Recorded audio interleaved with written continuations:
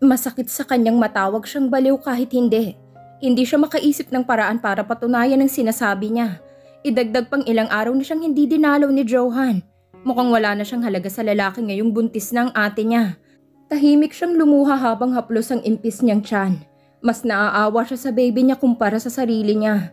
Paano na lang kapag lumabas na sa mundo ang anak niya at wala siyang mapakilalang ama? Pumikit siya ng mariin kasabay ng masaganang luha. Masyado siyang nagpaniwala kay Johan. Masyado siyang nagpadala sa bugso ng damdamin niya at sa init. Hindi naman siya bulag at alam niyang malabo siyang piliin ni Johan. Pero pinipilit niya ang sarili para lang makuha ang gusto niya. Pero ano? Iba ang nakuha niya. Ang masakit mag-isa lang siyang lalaban para sa baby niya. Sasaktan ko talaga yung batang yan at hindi na tayo binigyan ng kahihiyan. Napabalikwas siya ng bangon sa kama matapos marinig ang sigaw ng daddy niya. Mabilis niyang pinunasan ng mga luha at hinanda ang sarili matapos makita ang paggalaw ng doorknob. Tumigil ka nga, Hermie. Nagpapahinga ang anak mo. Hayaan mo munang mahimasmasan para naman maamin niya kung sino talagang ama ng anak niya. Katwiran ng kanyang mommy. Bumagsak ang mga balikat niya.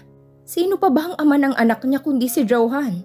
Ang tingin niya ngayon kay Johan ay duwag, lalo pat hindi siya nito kayang panindigan. Ipapasok ko sa mental ang batang yan. Ano na lang ang tingin sa atin ng mga tao ngayong matapos nilang malaman na buntis yung batang yan sa asawa ng ate niya, ha? Napakalaking iskandalong ginawa niya. Muling galit na sigaw ng daddy niya. Napakurap siya sa narinig. Huwag mong sabihin kumalat na sa ibang balita. Napalunok siya at bumigat ang paghinga. Paano pa siya makakalabas kung ganoon? Pakiramdam niya ay lahat ng tao ay huhusgahan siya. Mas lalo tayong pag-uusapan kapag ginawa mo yan, Hermie. Dito sa loob ng bahay magpapagaling si Emilia. Dito siya hanggang hindi pa siya nakakapanganak. Laban ng mami niya. Wala siyang narinig na sagot mula sa daddy niya. Pero ang mabibilis na yabag sa hagdan ang narinig niya. Wala na rin ang boses ng mami niya. Nagtaka pa siya pero mas napanatag siya. Dahil hindi siya handang makausap ang mga ito. Kinagabihan ay hindi siya nakatiis. Kahit bawal ay lumabas siya ng kwarto. Himalangan na hindi iyon nakalak. Sa kusina ang diretsyo niya at naghanap ng makakain. Nagliwanag pa ang mga mata niya matapos makita ang carbonara na galing sa sikat na restaurant. Akmang kukunin niya yun ngunit may mga kamay na naunang kumuha sa plastik. Binili to sa akin ni Johan. Gusto mo ba? Inosenteng alok ng kanyang ate. Simple siyang umirap at tumiimbagang. Kinuha na lang niya ang mansanas at kutsilyo para balatan niyon. Hindi niya pinansin ang kapatid na nasa mesa at kumakain. Saan mo ba kasi nakilala yung ama ng baby mo? Nang dahil sa iskandalo mo namumblema si daddy. Panimula nito, kinunot niya lang ang noot tahimik na nagbalat ng mansanas. Ewan ko ba naman sa'yo kung bakit pinipilit mo ang sarili mo kay Johan. Kung gusto ka lang ni Johan ay sana ikaw ang pinili niyang pakasalan noon, pero hindi. Ako ang pinili niya.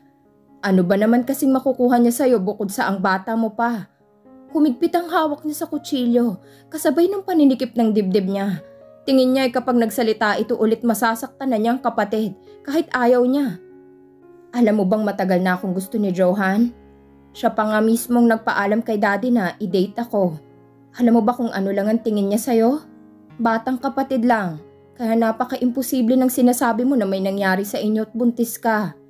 Baka nga, joke lang na buntis ka. At nagbayad ka pa ng Will you shut up? Gigil niyang sigaw at hindi napigilan na itutok ang kutsilyo sa kapatid niya. Literal na napatayo ito at namilog ang mga mata matapos makitang ang lapit lang ng patalim sa mukha nito. Hindi ko hinihingi ang opinyon mo. Isa pa sayong-sayo na si Johan. Ibaba mo yan, Emilia. Kinabahang utos nito kahit pa wala naman talaga siyang balak na masama rito. Napangisi siya matapos makita ang kaba sa mukha nito. Pwede bang takutin ito para naman makabawi siya? Mas nilapit niya ang kutsilyo sa leeg nito at mabilis na hinaklit ang siko nito. Wala pa man siyang sinasabi o hindi pa man dumidikit ang patalim sa leeg nito ay nagsisigaw na ito. Mommy! Daddy! Johan! Papatayin ako ni Emilia! Mommy! Napailing siya. Hindi lang pala baliw ang akusasyon sa kanya. Killer na rin. Ngunit bago pa man niya maibaba ang kutsilyo ay namilog ng mga mata niya. Matapos makitang nagmamadaling bumaba sa hagdan ng mommy at daddy niya. Mas nagulat pa siya sa babasaging maliit na base na tumama sa kamay niya, dahilan upang mabitiwan niya ang kutsilyo. Napaigik pa siya sa sakit noong tumama ang nabitiwan niyang kutsilyo sa paa niya. Tingin niya ay nasugatan siya roon. I'm sorry, but I have to do that. Magalang na hinging paumanhin ni Johan bago dinaluhan ng ate niyang iyak ng iyak. Nangilid ang luha niya at maging ang kamay niyang tinamaan ng base ay namanhid. Pagbaba ng tingin niya sa sahig ay dumugo na ang maliit na sugat niya sa paa. Emilia, sumusobra ka na! Napaangat siya ng tingin sa daddy niya. Nagpupuyos ito sa galit at alam niyang kaya siya nitong sampalin muli. I didn't mean it, Dad. Tinatakot ko lang naman. Hindi ka ba titigil dyan sa kahibangan mo? Pati buhay ng ate mo paglalaruan mo, ha? Hindi siya nakakibo sa mga tanong nito. Wala naman talaga siyang ibang balak kanina kundi takutin ng ate niya. Ayaw niya na rin magpaliwanag dahil mukhang wala namang makikinig sa kanya. Bukas na bukas din ay i-a-admit kita sa mental hospital. Dinuro pa siya nito bago galit na umalis doon. Hermie, wag ka namang ganyan! Sigaw ng mami niya, ngunit hindi lumingon ang daddy niya. Nanghina siya pero nanatiling nakatayo. Ayaw niyang ipakitang kawawa siya lalo pat nasa harap lang ang ate niya at si Johan na nakikinig sa nangyayari. Hindi ba talaga ito maaawa sa kanya at aminin ang relasyon nila? Emilia, sumunod ka sa akin. May otoridad na utos ng mami niya noong hindi na bumalik ang daddy niya. Umirap siya at sumunod ng lakad sa mami niya. Inismiran niya pa ang kapatid na nakatitig na sa kanya. Ang OA mo kasi, Edela. Hindi mo alam yung it's a prank? Pangit mo ka, bonding. Insulto niya rito bago umakyat. Kaya lang pagdating sa kwarto ay isinisiksik na ng mami niya sa maletang mga damit niya. Kinabahan siya kaya't lumapit siya rito. Mami, anong ibig sabihin nito? Tumigil ito sandali at malamig na tumingin sa kanya. Aalis ka na ng bansa. Seryosong saad nito na nagpalaki sa mga mata niya. Ano? Bakit ako aalis ng bansa, Mami? Paanong baby ko? Histeria niya. Pinagpawisan na siya ng malamig. Kita niyang desidido ang mami niya na paalisin siya ng bansa. This is the best for you, Emilia. Doon ka muna hanggat hindi pa malamig ang ulo ng daddy mo. Pagpapatuloy nito habang pilit isinisiksik lahat ng gamit niya sa maleta. Kinakabahan man at natatakot ay pilit niyang pinigilan ang kamay nito. Mommy, don't do this to me. Ano bang gusto mong gawin ko para sa'yo, ha? Hayaan ka na mapunta sa mental at pagpiestahan ng mga tao sa labas? Emilia, para din sa'yo ito. Kung alam mo lang kung anong tingin sa atin ng mga tao ngayon, ikaw mismo ang lalayas. Galit na nitong Turan. Natigagal siya. Mommy, please, hindi ako lalabas ng bahay. Huwag po ganito. Pumikit ito ng mariin bago siya hinarap. Mahigpit nitong hinawakan ng mga balikat niya. Listen to me, Emilia. Pansamantala lang naman. Hindi ka magtatagal doon. Hayaan mo munang maayos namin ito ng daddy mo. Hindi ko rin kakayanin na makitang nasa loob ka ng mental hospital. So please, sumunod ka na lang sa gusto kong mangyari. Napailing siya sa desisyon nito. Nangilid ang mga luha niya. Ayaw niyang umalis. Hindi dahil maghahabol siya kay Johan, kundi dahil alam niyang mahihirapan siya roon. Lalo na kung siya lang mag-isa. Mommy, no, ayoko. Dito lang ako. Pagpupumilit niya. Kahit pahinila na nitong maleta niya palabas ng hagdan. Para sa kaligtasan mo ito, Emilia. Para din maisalba ang pamilya natin sa kahihiyan. Umiling-iling siya lalo at hindi matanggap ang rason nito. Isa pa para din maging ligtas ang pagbubuntis ng ate mo. Mas magandang malayo ka muna sa amin. Tuluyang bumagsak ang luha niya sa narinig. Tila sinaksak ng punyal ang puso niya. Hindi naman pala para sa kanya. Para pala sa ate niya. Paano naman po ang baby ko? Buntis din ako, Mommy. Nangihinang hinanakit niya. Hindi ko alam. Mas importante ang kalagayan ng ate mo. Kung handa ka nang ipakilala ang ama ng anak mo, doon kita pababalikin. Si Johan nga pong ama nito. Hindi niya mapigilang magtaas ng boses. Ano ba kasing hindi malinaw sa iisa lang ang ama ng anak nila ng ate niya? I promise you, pansamantala lang ang pag-alis mo. Napangiti siya ng mapait. Pakiramdam niya ay tinatakwil na siya nito. Mas mahalaga ba talaga si ate sa inyo? Mas mahalaga ba siya dahil magiging tagapagmana ng mga Silvestreng anak niya? Malamig niyang tanong. Sandali itong natigilan na siyang nagpasakit lalo sa kalooban niya. Tama ang hinala niya. Wala siyang halaga dahil hindi siya asawa ni Johan at iniisip ng mga ito na hindi rin si Johan ang ama ng anak niya. Mami, kung maniniwala ka lang sa akin, Si Johan ang tatay ng baby ko at ang baby ko ang unang apo. Mas nauna akong nabuntis kay ate. Ang baby kong tagapagmana. Tama na, Emilia. Tama na. Gusto kitang tulungan pero kung ganyan ka at ipipilit ang nasa isip mo, tingin ko'y tama ang daddy mo. Dapat ka na ngang mapatingnan sa isip. Napamaang siya at hindi makapaniwala sa narinig. Lalo lang siyang nasaktan at naghinanakit. Natahimik ang mami niya noong hindi siya sumagot.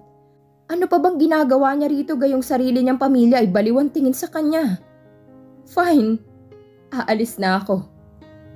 Aalis na ako ng bansa para matahimik ang buhay niyong lahat at maging ligtas ang apo niyo kay ate. Sige, ibibigay ko ang gusto niyo sa ngayon. Pero to pa rin yung pangako niyo na pansamantala lang ang pag-alis ko. Mabigat niyang desisyon. Umiwas ng tingin ng mami niya at doon palang alam niyang hindi na siya nito pababalikin sa bansa. Kumuyom ang kamao niya pero ayaw na niyang magmakaawa. Pride na lang ang natitira sa kanya. Kaya kahit ayaw niya ay nagpahatid siya sa airport sa driver. Ni hindi siya sinamahan ng mami niya. Binigay lang nito ang tiket sa kanya. Sinuot niya ang hoodie habang naghihintay ng oras. Binalot siya ng lamig pero lalo siyang nanlamig mula sa narinig sa mga katabi niya. May bulok din pala yung mga Chavez. Biruin mo, asawa na ng ate niya, pinatulan pa niya. Ang balita ko'y matagal nang may gusto si Emilia kay Johan Silvestre kaya hindi nakatiis. Nangatit inakit ang asawa ng ate niya. Naghagikikan pa ang mga ito. Nagtagi sa mga ngipin niya sa narinig. Gusto niyang manampal bigla pero kinuyom na lang niya ang kamay. Hindi niya alam kung paanong kumalat ang balita. Gusto niyang sabihin na hindi yun totoo at ipagtanggol ang sarili. Kung hindi nga lang tinawag ang flight niya. Pumikit siya ng mariin. Babalik siya. At sa pagbabalik niya, maniningil siya. Someone's POV. Alam mo na ba? Napaangat siya ng tingin sa kaibigan niya si Philip bago nilagok ang alak. Sumalampak ito sa upuan sa harap niya at nagbukas ng beer in can. Himala na nandito ka pa sa hideout mo. Mukhang hindi mo pa nga alam ang balita. Dagdag nito. Kinunot niya ang noo. Binaba ang alak at nagsindi ng sigarilyo. I should know what? Haniya bago humithit sa sigarilyo. That Emilia is pregnant. What? Napatayo siya at natapon sa ashtray ang sigarilyo. Nagtaka ito sa kanya. Gabi-gabi kayong magkasama pero hindi mo alam? Nagkatampuhan ba kayo kaya ka nandito at hindi siya binisita kagabi? Pumikit siya ng mariin. No, magulo pa sa mansyon. Aalis na ako, naghihintay ang mag-ina ko. Seryosong saad niya. Mabilis niyang sinuot ang sombrerong itim at kinuha ang susi ng pick-up niya. Ang tagal niyang hinintay ang pagkakataon na ito. Sa wakas, makukuha na niya si Emilia. Hindi na niya kailangang magtiis. Huli ka na. What do you mean? Nalilitong tanong niya sa kaibigan. Kumibit balikat ito. Pinapaalis na siya ng bansa. Mukhang hindi na siya pababalikin dito matapos ang iskandalo. Siguradong naglikha ng malaking problema matapos malaman ng iba na pareho silang buntis sa iisang lalaki. Makahulog ang paliwanag nito. Umigting ang panga niya. Saan siya pinadala? Babawiin ko siya. They don't have the right to do that to her. At mas lalong hindi ako papayag na hindi masundan ang pagbubuntis niya. Lalo pa tagapagmana kong nasa sinapupunan niya. Galit niyang sigaw na nagpamulagat sa kaibigan. Someone's POV. Mayaman ka? Pangaasar sa kanya ni Philip. Sinamaan niya ng tingin ng kaibigan. You knew me even before. Ngumisi ito. Naman, pupunta ka roon? Makikita ka ni Edela. Sandali siyang natigilan. I don't care about her. Tanging si Emilia lang ang nasa focus niya. Kung hindi niya ito mababawi baka kung anong magawa niya sa pamilya nito.